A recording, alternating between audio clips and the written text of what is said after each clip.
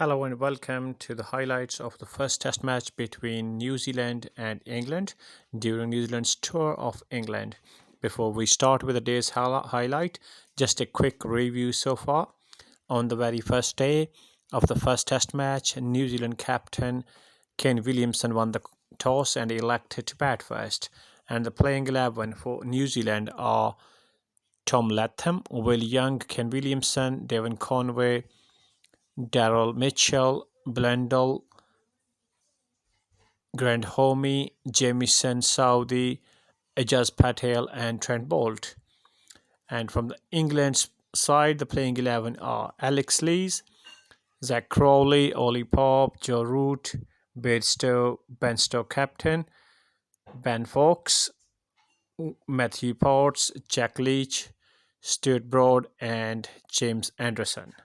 The first day proved to be very challenging and interesting day for the Test cricket, where New Zealand scored 132 runs in their first innings, with at one stage New Zealand 4 for 12, losing their 4 wickets at 12, and then lost 7 wickets at 45. And finally were all out 132 in 40 overs. 4 wickets were taken by James Anderson, 4 by Matthew Potts, 1 by Stuart Broad, and 1 by Ben Stowe. In reply, England started their innings, and the start was pretty solid as compared to New Zealand. England lost their first wicket at 59 and second at 75. But from here, it was all New Zealand bowlers as they wrapped up England and took their 7 wickets in just 36 overs. England were 116 for 7. And on the second day, England started from 116 for 7 with Stuart Broad not out on 4 and Ben Fox on 6. An interesting day of the first day was there were 248 runs scored and 17 wickets fell off. And at the start of the second day, New Zealand did not have to wait long when they had their first wicket, as Stuart Broad was clean bowled by Saudi. And soon after, Ben Fox edged and gave a catch at the first slip, and he was taken by Saudi as well. Trent Bolt took the last wicket of Matt Parkinson, whose catch was taken by Mitchell, and this way England were all out 141, and the highest scorer was Zach Crowley at 43 and Alex Lees with 25. And after him, the only batsman in double digit was Joe Root at 11. And from New Zealand's bowling side, Tim Southee took 4 wickets, Trent Bolt took 3, Grant Homey 1, and Jamieson 2.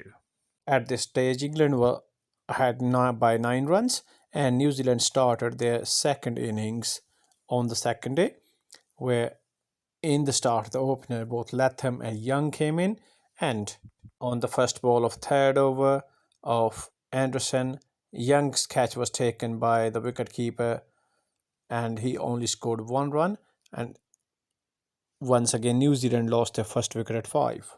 Kane Williamson came in to replace Will Young. Williamson and Tom Latham both played nice shots, and one of each went to the boundary rope. And in 10 overs, New Zealand reached to 21 for 1. 2 more boundaries came in 11th over, but 12th over of Potts. On the second ball, he took the wicket of Williamson, and the catch was taken by Bairstow, and Williamson was gone for 15. So New Zealand were 33 for 2.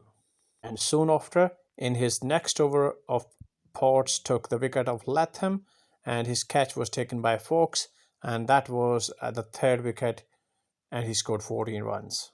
At this stage, New Zealand were 35 for 3 in the second innings. Devon Conway and Daryl Mitchell started building up their innings. At lunch, New Zealand were 38 for 3. In 20 overs, New Zealand reached to 52 for 3, and Daryl Mitchell was not out on 10 and Conway on 11. On the 5th ball of 23rd over, Devon Conway gave the catch to the wicketkeeper Fox on the bowling of Broad, and that was the 4th wicket at 56. And this was the stage where Tom Blundell came in to join Mitchell, who was playing pretty confident. And at the end of 30 overs, the score reached to 73 for 4, and both batsmen were settling in, and Dal Mitchell was playing pretty well. In 32nd over, Dal Mitchell played back-to-back boundaries, and Tom Blundell joined him very nicely and placed the nice shots on the loose balls. And in 40 overs, New Zealand reached to 115 for 4, and that was a fantastic recovery. Blundell was not out on 27 and Mitchell on 42. In 44th over, Blundell played back-to-back boundaries. The fourth ball of 50th over was driven through the point and went to the boundary rope by Blundell, and that brought his 50 up. And in the very next over, on the fourth ball of 51st, Mitchell took a single and completed his 50 as well. So the both batsmen completed their 50s in this test match. In 55 overs, the score reached to 159 for 4. Blundell not out on 60 and Mitchell on 51. Mitchell played 3 boundaries in 60th over to Anderson, and in 60 over the score reached to 186 for 4. Mitchell on 75 not out and Blundell on 63. And in 62nd over, Blundell played 2 boundaries to Broad.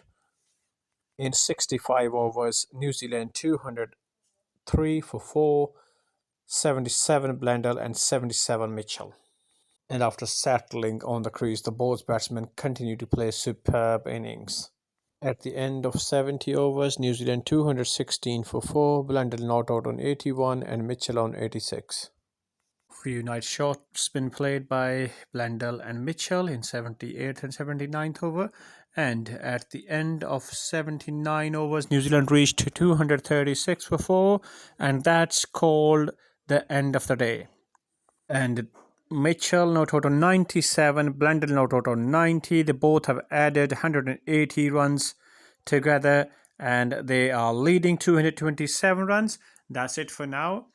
And that's the end of the play. We'll be back tomorrow for day 3. If you've not subscribed to the channel, please do so. Do like, share, and comment. Thank you.